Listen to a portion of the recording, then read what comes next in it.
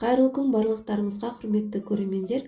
Бүгін сіздерге бар болғаны 5-ақ минутта дайын болатын, өте тәмді, жылдам жасалатын, ашытқысыз, яғни дрожсыз жасалатын бауырсақтың жасалу жолын көрсетемін. Видеоның соңына дейін асықпай қараңыздар. Бөлме температурасында тұрған 1 стакан айранды ыдысымызға құямыз. Оның үстіне жарты шай қасық тұз саламыз, жарты шай қасық ас содасы және жарты шай қасық қопсытқыш салып, жақсылап араластырамыз. Айран осындай реакция беріп, көлемі үлкейеді. 2-3 минуттай жақсылап араластырамыз. Ас көктерді ұсақтап тураймыз. Мен қазір петрушка қолдандым. Сіздер өздеріңіз ұнататын ас көктерді қолдансаңыздар болады. Бүгінгі бауырсағымызға ерекше дәм беретін дәл осы ас көктер.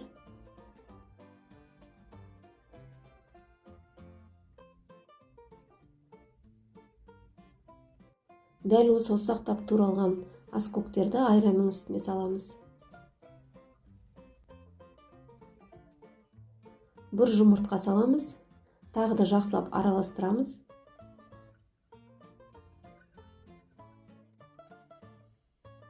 Ұнымызды міндетті түрде електен өткізіп саламыз. Сол кезде біздің қамырымыз жақсы көтерілетін болады.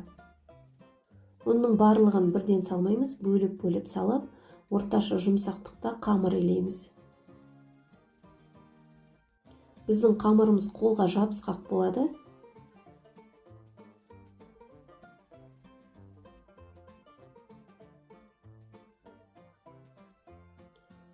Қамыр дайын болған қамырды 5-10 минутқа бетін жауып тындырып қоямыз.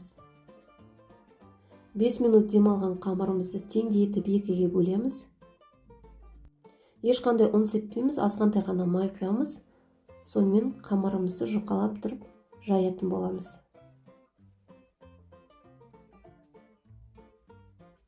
Бауырсақтың қамырын өте қатты жұқа емес, 2-3 мм етіп жайсаңыздар, сол жеткілікті.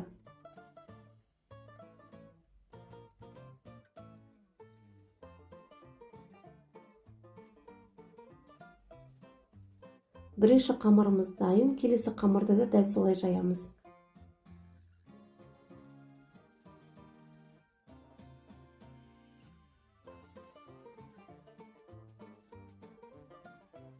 Дайын болған қамырларды бөліктерге бөлеміз.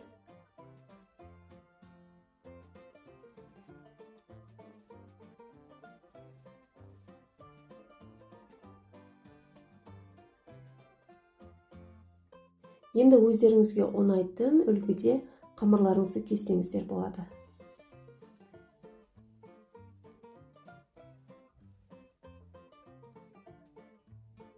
Мен дәл осындай ұзынша тәрізде бауырсақтарымды бөліп шықтым. Енді дайын болған қамырды қызып тұрған майда екі жағы қызарғанға дейін қуырамыз. Бірінші беті жақсы қызарып, біздің қамырымыз көтеріледі, содан кейін барып келесі бетіне аударамыз. Бүгінгі бауырсағымыздың тағы бір артықшылығы өте көп майды талап етпейді. Азғантай маймен ғана бауырсақтарымызды қуырып аламыз. Асығыс кезде дәл осындай етіп, бар болғаны 10 минут қана уақыттарыңызда өте дәмді бауырсақтар пісіріп алсаңыздар болады. Отбасыларыңыз сүйсініп жейтін, тіпті кез келген қонақтарыңызға да дәл осы әдіспен ұсынсаңыздар болады. Міне біздің бауырсақтарымыз дайын болған бауырсақты ыдыстарға саламыз. Құрметті көрермендер, бар болғаны қамыры 5-ақ минутта дайын болатын, өте дәмді, жылдам жасалатын біздің бауырсағымыз дайын болды. Бауырсақ ешқандай көтерілмей піспей қалмайды. Орталары сондай әдемі көтеріліп, жақсы пісіп шығатын болады. Отбасыларыңызға таңғы асқа дәл осы мен көрсеткен рецептпен жасап берсеңіздер болады. Өте дәмді, сондай сүйсініп жейтін бауырсақтарымыз осымен дайын. Құрметті көрермендер, сіздер де дәл осы рецептпен жасап көрсеңіздер болады. Өте пайдалы рецепттердің бірі болды. Барлықтарыңызға ас болсын.